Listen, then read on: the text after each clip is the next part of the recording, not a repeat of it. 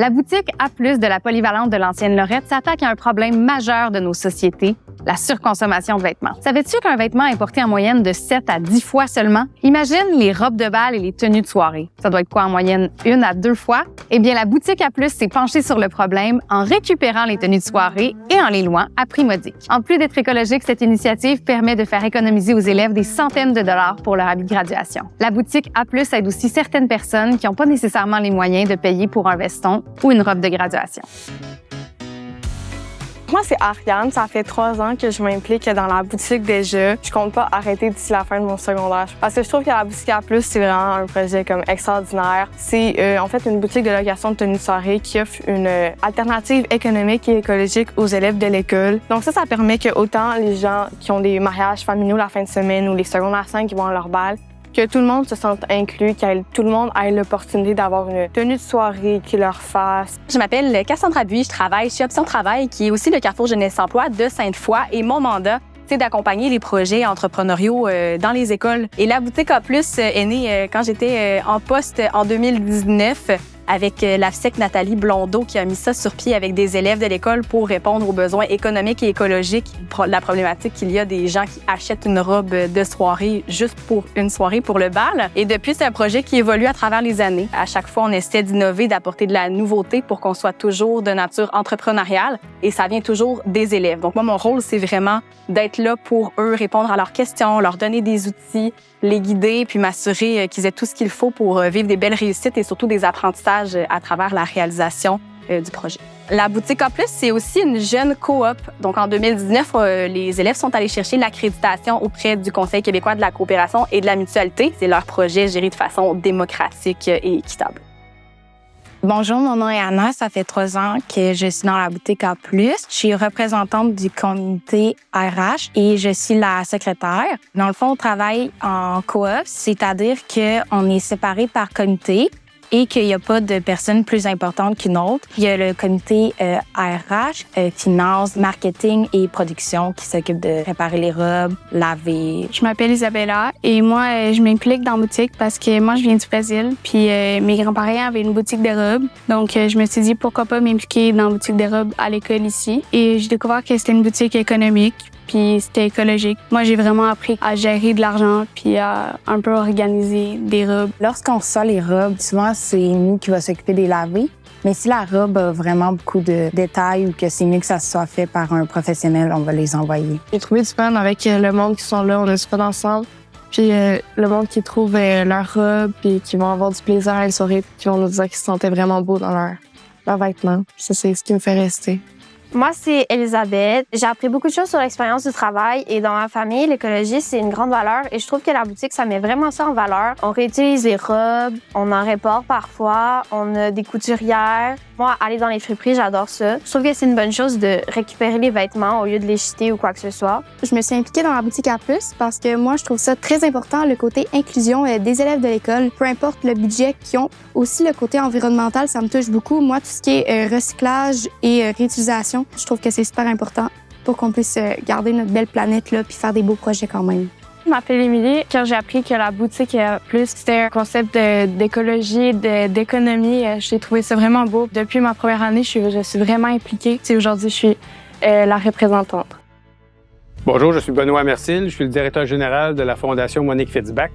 Et aujourd'hui, je suis très fier d'être à la polyvalente de l'ancienne Lorette pour remettre un beau montant d'argent. On aime beaucoup ce projet-là, puis on est très content de le mettre en valeur. L'industrie vestimentaire dans le monde, c'est une très grande source de production de GES et les jeunes, ils l'ont compris et souhaitent diminuer cette empreinte-là qui est causée par l'industrie de la mode. C'est un beau projet environnemental, c'est un beau projet social et on invite toutes les autres écoles à regarder ce qui se passe à la polyvalente de l'ancienne Lorette. Notre Rino d'aujourd'hui, vous l'avez sûrement vu sur TikTok ou Instagram. Émy Lalune est une influenceuse très connue qui fait le tour des friperies. Elle nous montre qu'il est possible de contrer la culture du fast fashion de manière économique et écologique. C'était donc la candidate idéale pour accompagner la boutique A+, de la polyvalente de l'ancienne Lorette. Et qui sait, peut-être que cette initiative permettra de faire des petits un peu partout dans les écoles secondaires du Québec. On voulait savoir comment tu t'es partie et comment tu es devenue populaire.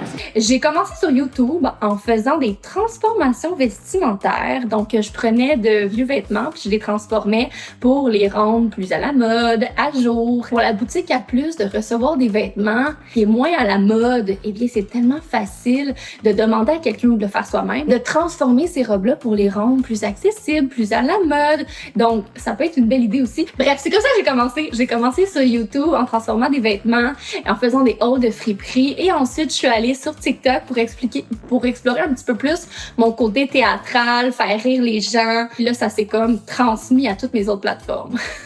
On pouvait voir la boutique sur Facebook et Instagram et on se demandait comment on pouvait la voir. Des concours, ça attire des gens. Tu sais, tu proposes de liker une publication, de commenter pourquoi vous voudriez gagner, de partager en story. Le partage en story, ça amène de nouvelles personnes. Utilisez votre créativité, mais déjà, vous êtes sur les réseaux sociaux, c'est la meilleure manière de faire la promotion. Remarquez que les élèves préfèrent garder puis acheter leur tenue au lieu que juste la louer. Fait qu'on se demandait est-ce qu'on devrait les vendre ou juste louer les vendre. Je trouve que la location, c'est une super belle idée, surtout pour le concept de bal, qui est seulement une soirée. Par contre, si on avait un volet tenue de soirée un peu plus simple, à ce moment-là, ça serait peut-être intéressant de les vendre. Comme ça, les gens pourraient les porter dans divers contextes. Je pense que les grosses robes extravagantes, je les garderais en location. Puis, j'ouvrirais un volet plus tenue de soirée à vendre. En même temps, c'est plus de gestion. Ça va dépendre de vous. Sur ce, je vous souhaite bonne chance, puis je vous aime, puis je vous envoie plein d'énergie, puis merci d'avoir permis d'être une mentor pour votre beau projet. Bye!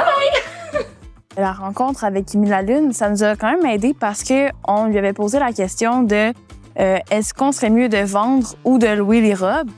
Et elle nous avait répondu qu'on pourrait offrir aux clients vraiment louer et vendre. Eux autres, ils pourraient choisir s'ils préfèrent vraiment acheter la robe ou la louer. Comme ça, ben c'est mieux pour le client peut choisir. Fait que c'est plus plaisant parce que, tu sais, avant, on louait, mais des fois, il y avait des gens qui voulaient leur avoir, puis finalement, on pouvait pas leur donner parce que, tu sais, c'était pas ça qu'on faisait. Fait que je trouve que c'était quand même une bonne idée, puis ça nous a vraiment aidé à éclairer notre choix là, de vendre aussi les robes. Moi, c'est Anne-Sophie Allard. Je suis animatrice de vie spirituelle et engagement communautaire. Donc, c'est un projet qui a été mis en place par ma prédécesseur. À mon arrivée à l'école ici l'année dernière, j'ai été surprise par ce gros projet-là qui avait été mis en place, qui a quand même nécessité énormément de logistique. Et là, c'est sûr qu'on avait accumulé un très, très gros inventaire. Évidemment, le fait que ça soit une location qui soit encouragée, ça ajoute beaucoup de travail pour les élèves. On a commencé à en discuter un petit peu l'année dernière de s'en aller vers peut-être la vente. C'est comme une boutique de location économique, écologique, puis on a quand même le même but, c'est juste qu'on a commencé à avoir pour vendre les robes. C'est surtout pour en enlever, avoir plus de place, parce que notre boutique, présentement, est quand même assez petite. Elle était vraiment pleine, puis il fallait avoir plus de place. Donc, on en a vendu beaucoup, puis c'était vraiment le fun de voir les gens là, vraiment contents d'avoir un beau vêtement moins cher. Ouais, la plupart des gens qui louaient, parfois ils nous disaient genre j'aimerais ça garder la robe et tout. Fait que de fond, ouais, on va pas mal être plus comme une friperie. On a fait pratiquement 900 $ de vente. On est vraiment contents d'avoir réussi à ce que les gens vraiment aiment ça. Il y a plusieurs personnes qui venaient avec leur mère, ils étaient en secondaire 1, puis ils étaient genre « Ah oui, j'ai vraiment hâte, là, je vais revenir pour mon bal de secondaire 5 de venir acheter une robe ici. » Ça apporte beaucoup aux élèves bénévoles de voir que leurs efforts portent fruit, je crois. Ils travaillent très fort. C'est des élèves qui se lèvent les journées pédagogiques pour faire de l'inventaire, qui vont faire du lavage de robes et de tenues avant leur cours. C'est le fun pour eux de vivre des succès comme celui qu'on a vécu hier. Mais surtout, on a fait beaucoup d'heureux. Tu sais, on a des gens qui sont venus puis « Ah, j'ai trouvé ma robe de bal à un prix dérisoire », des parents qui disaient « Ah, pour mon party de Noël, c'est super, j'ai une robe cocktail ». Alors, il y avait beaucoup de bonheur, beaucoup de reconnaissance. Puis je pense que les élèves impliqués dans la boutique méritaient de recevoir ça. Fait que tout le monde est heureux. La communauté, les élèves impliqués et moi, évidemment. Ce soir, la boutique A+ invite les élèves à venir danser en belle tenue dans un événement qu'elle organise. Outre d'avoir du plaisir, le seul objectif est de se mettre beau et belle. Alors, c'est pas ce soir que vous écoutez votre série télé en pyjama.